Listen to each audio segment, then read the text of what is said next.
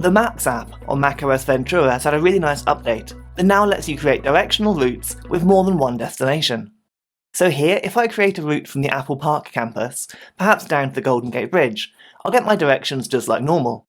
I can choose how I want to travel, and I'll get a few different alternate routes. But perhaps I want to add a detour on my way and stop off at Moss Beach. Well, I can now press this new Add Stop button and then search for the destination that I want to add to my journey. At the moment, it will put this at the end of my travel, so I'll go from Apple Park to the Golden Gate Bridge, then back to Moss Beach. That doesn't make much sense. However, if I drag the toggle here, I can rearrange the journey.